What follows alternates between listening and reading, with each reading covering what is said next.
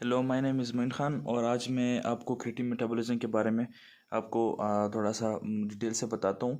तो ये स्टार्ट में मैंने एक चार्ट के ज़रिए पहले वो बनाया है। इस चार्ट को मैं आखिर में आपको बताता हूँ, समझाता हूँ। तो सबसे पहले स्टार्ट करते हैं ना क्रिएटिव मेटाबॉलिज्म, इसकी सिंथेसिस और डिग्रेडेशन उसके बारे में पढ़ेंगे। तो सिंथेसिस और डिग्रेडेशन कहाँ कहाँ होती है। फर्स्ट स्टेप जो है वो किडनी में होती है और सेकंड स्टेप जो है वो लीवर। दो ही चीज़ें याद रखो कि कहाँ कहाँ पे होती है, किडनी और लीवर में ये क्रिएटिव मेटाबॉलिज्म की सिंथेसिस होती है। ठीक, तो आगे आके देखो, क्रिएटिन सिंथेसिस के लिए 3 अमाइनो एसिड्स रिक्वायर होते हैं। 3 अमाइनो एसिड क्रिएटिन सिंथेसिस के लिए रिक्वायर्ड होते हैं। कौन कौन से? Glycine, arginine, methionine. 3 amino acids कौन से? Glycine, arginine and methionine. देखो, ग्लाइसिन और आर्जिनिन जब मिलते हैं इनका रिएक्शन होता है और साथ में कौन सा एंजाइम इसमें एक्ट करता है? Arginine glycine transamidinase. Transamidinase, ये glycine arginine glycine transamidinase enzyme जब बीच में से एक्ट करता है इन दोनों के रिएक्शन में, तो क्या बनता है? ग्वानिडो एसीटेट। ये इसमें से ओनिथिन जो है वो रिलीज हो जाता है। ओनिथिन रिलीज हो जाता है। ग्लाइसिन और अर्जिनिन से क्या बनता है? ग्वानिडो एसीटेट और ओनिथिन रिलीज हो जाता है। ये कहाँ एक्ट करता है, ये कहाँ प्रेजेंट होता है ये रिएक्शन? ये किडनी में होता है। ये किडनी में होता है। जब ये ग्वानिडो एसीटेट बन जाता है तो ग्वानिडो एसीटेट, जब ये ग्वानिडो एसिटो एसीटेट मिथाइल ट्रांसफरेज, ये एंजाइम जब एक्ट करता है तो ग्वानिडो एसीटेट से क्रिएटिन बनता है। बीच में एक इसको मेथियोनिन ऐड करना होता है। तो मेथियोनिन जो मेन मेथियोनिन ट्रांसफरर है कि मेथियोनिन कौन ऐड करता है, वो है एस एडिनोसाइल मेथियोनिन, जो कि SAM सेम से हम उसको एब्रीवेट करते हैं। और जब ये SAM मेथियोनिन दे देता है तो कन्वर्ट हो जाता है एस एडिनोसाइल होमोसिस्टीन में ये कन्वर्ट हो जाता है।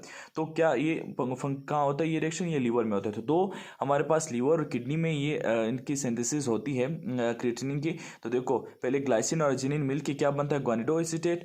ओनिथिन रिलीज हो जाता है और अर्जिनिन ग्लाइसिन ट्रांसअमाइनिडेज इस एंजाइम एक्ट करता है। तो ग्वानिडो एसीटेट फिर आगे जाकर क्रिएटिन बनाता है। कौन सा एंजाइम एक्ट करता है? ग्वानिडो एसीटेट मिथाइल ट्रांसफरेज। और मिथाइल ग्रुप कौन एक्ट करता है? वो करता है एस एडिनोसाइल मेथियोनिन, जो कि SM वो मिथाइल ग्रुप रिलीज करके क्या बन जाता है? एस एडिनोसाइल होमोसिस्टीन SAH बन जाता है। ये कहाँ होता है? ये लीवर में प्रेजेंट होता है।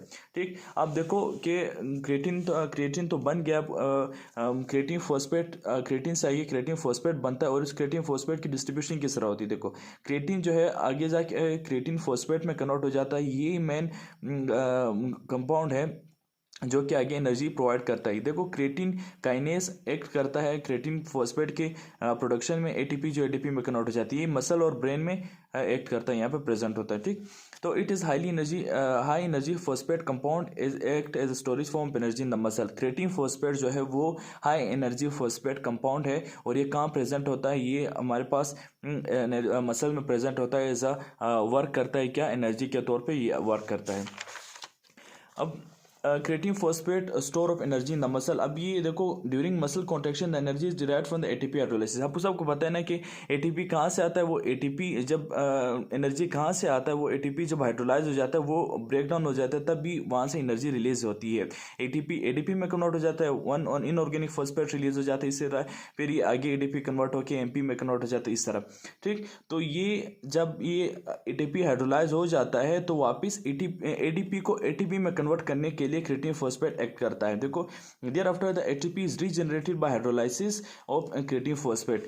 तो ATP जो है वो एनर्जी दे के ADP में कन्वर्ट हो जाता है और क्रिएटिन फॉस्फेट क्या करता है? ADP को वापस ATP में कन्वर्ट करता है। इस रिएक्शन को क्या कहते हैं? लोहमैन्स रिएक्शंस। ये इंपॉर्टेंट क्वेश्चन है प्रूफ के लिहाज से। तो इसको इस रिएक्शन क्या कहते हैं? लोहमैन्स रिएक्शन। क्या रिएक्शन है? लोहमैन्स रिएक्शन क्या होता है?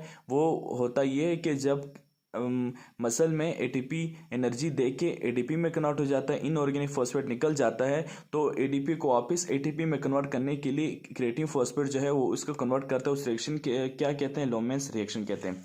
अब डीजनरेशन ऑफ क्रिएटिन जब डीजनरेट हो जाता है क्या होता है? देखो, creatine and creatine phosphate spontaneously form creatinine. ये दोनों क्या बनाते हैं? क्रिएटिनिन बनाते हैं। और फॉर्मेशन जो क्रिएटिन बनता है वो नॉन इंजाइमेटिक, इसमें इंजाइम वर्क नहीं करता, नॉन इंजाइमेटिक रिएक्शन है ये। क्रिएटिन जो है आगे क्रिएटिनिन आगे कहाँ पे किस में एक्सक्रीट हो जाता है? यूरिन में एक्सक्रीट हो जाता है।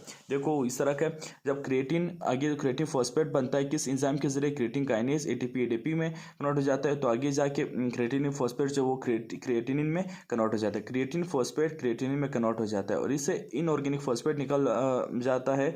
और ये क्या है, नॉन इंजाइमेटिक। देखो यहाँ पे इनऑर्गेनिक फॉस्फेट है ना, ये इनऑर्गेनिक फॉस्फेट जो है कि ये एडीपी के साथ मिलकर फिर ये एटीपी बन जाता है। तो ये जो है वो पूरा क्या, लोमेंस रिएक्शन, क्रिएटिन फॉस्फेट क्रिएटिनिन में कन्वर्ट हो जाता है और या क्रिएटिन जो है आगे इससे अगर वाटर निकल जाए तो डायरेक्ट क्रिएटिनिन में बन जाता है। ये पूरा क्या है, लोमेंस रिएक्शन है। लोमेंस रिएक्शन क्या था कि जब क्रिएटिन एटीपी अपना वर्क काम करके जब वो एनर्जी दे के वो एडीपी में कन्वर्ट हो जाता है तो क्रिएटिनिन फॉस्फेट जो है वो एक इनऑर्गेनिक फॉस्फेट रिलीज करके वो एडीपी को दे देता है जो कि वापस एटीपी बन जाता है और क्रिएटिनिन फॉस्फेट कन्वर्ट होकर क्रिएटिनिन में आ जाता है।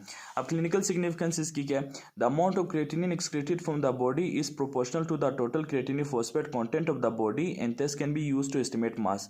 अब टोटल जितना भी क्रिएटिनिन हमारे बॉडी में प्रेजेंट होता है वो असल में क्रिएटिनिन फॉस्फेट से कंटेंट से बनता है।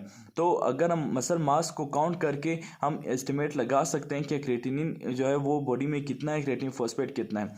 Serum creatinine is sensitive indicator of kidney disease, renal functional test. अब रीनल फंक्शनल टेस्ट ये कि देखो अगर हम लोग क्रिएटिनिन के अकाउंट को हम लोग देखें, उसके अमाउंट को हम लोग अगर मालूम कर सकें तो हमें पता चल जाएगा कि किडनी की कोई डिजीज़ है कि नहीं है। अगर वहाँ पे ज़्यादा निकल रहा है या नहीं निकल रहा है तो क्रिएटिनिन जो यूरिन में एक्सक्रीट हो रहा है अगर ज़्यादा निकल रहा है तो किडनी डिसफंक्शन है उसका, वो हमारे पास जो ग्लोमेरुलस वगैरह वो काम नहीं करता है सही से। देखो serum creatinine increases with the impairment of kidney function. Serum creatinine जो है वो इंक्रीज होगा, तब इंक्रीज होगा जब किडनी प्रॉपर फंक्शन नहीं करेगा। नॉर्मल वैल्यूज कौन सी, एडल्ट मेल में जो है वो 0.7 to 1.4 मिलीग्राम पर डीएल और एडल्ट फीमेल में जो है वो 0.6 to 1.3 मिलीग्राम पर डीएल। देखो फीमेल में कम है, 0.6 to 1.3 है, लेकिन एडल्ट मेल में 0.7 1.4। क्यों? क्योंकि एडल्ट मेल में जो मसल मास है वो ज़्यादा है। देखो हम पीछे हमने पढ़ा था ना कि क्रिएटिनिन के ज़रिए हम लोग मालूम कर सकते हैं कि मसल मास कितना है। अगर क्रिएटिनिन ज़्यादा होगा तो मसल मास ज़्यादा होगा। देखो एडल्ट मेल में क्रिएटिनिन ज़्यादा है तो मसल मास ज़्यादा है। एडल्ट फीमेल में 0.6 to 1.3 मिलीग्राम पर डीएल। चिल्ड्रन में कम होता है मसल मास तो 0.5 to 1.2 मिलीग्राम पर डीएल। ठीक, अब सीरम क्रिएटिनिन कितना है, देखो कौन से फैक्टर जो है वो सीरम क्रिएटिनिन को इंक्रीज कर रहे हैं और कौन से फैक्टर उसको डिक्रीज कर रहे हैं। जो फैक्टर इंक्रीज कर रहे हैं वो क्या है, वो फैक्टर रिड्यूस कर रहे हैं सीरम क्रिएटिनिन को, वो है लो मसल मास कम होगा तो क्रिएटिनिन कम होगा और मेल न्यूट्रिशन। जब सही से खाना नहीं खाएंगे, सही से न्यूट्रिएंट्स वगैरह वहाँ पे बॉडी में जस्ट नहीं होंगे, मेल न्यूट्रिशन होगा, तब वहाँ पे क्रिएटिनिन का जो लेवल होगा सीरम कंटेंट वो भी कम होगा। कौन से फैक्टर जो है वो सीरम क्रिएटिनिन को इंक्रीज कर रहे हैं, वो है ओल्ड एज में सीरम क्रिएटिनिन ज़्यादा हो जाता है और रीनल डिजीज़ में जब किडनी डिसफंक्शन हो जाता है, ग्लोमेरुलोनेफ्राइटिस जब ग्लोमेरुलस की इन्फेक्शन हो जाता है, पाइलोनेफ्राइटिस ये किडनी का इन्फेक्शन है जो कि असल में बैक्टीरिया से होता है। इन सब केसेस में जब क्या होता है सीरम क्रिएटिनिन लेवल जो है वो इंक्रीज हो जाता है। Renal failure, urinary obstruction, congestive cardiac heart failure. Congestive cardiac failure में भी ये होता है कि वहाँ पे सही से वो हमारे पास जो है वो फंक्शन सही से काम नहीं कर रहा, इसी वजह से जो ब्लड जो है वो कंटेंट ज़्यादा हो जाता है जो कि वहाँ पे एनर्जी की ज़रूरत होती है तो ब्लड सही से वहाँ पे प्रोवाइड नहीं करवा सकता, तो क्रिएटिनिन जो है वो एज अ अल्टरनेटिव सोर्स वहाँ पे एनर्जी प्रोवाइड कर रहा होता है, इसी वजह से क्रिएटिनिन ज़्यादा हो जाता है। अब यूरिन का क्रिएटिनिन लेवल कितना है, नॉर्मली डेली जो हम लोग एक्सक्रीट करते हैं वो 1 to 2 ग्राम मिलीग्राम जो है ग्राम जो है 1 to 2 gram 1 to 2 gram creatinine जो है वो यूरिन में लूज होता है। A decrease in muscle mass due to muscular dystrophy or paralysis leads to decreased level of creatinine in urine। अगर बॉडी को की डिस्ट्रोफी हो जाए, मसल की डिस्ट्रोफी, मसल मास कम होना शुरू हो जाए तो क्रिएटिनिन लेवल जो है वो यूरिन में कम हो जाता है। Creatinine clearance test is widely used as a measure of glomerular filtration rate and is decreased in renal failure. Urine creatinine increase किस चीज़ से होता है, एक्रोमेगाली, जिगांटिज्म या गिगेंटिज्म।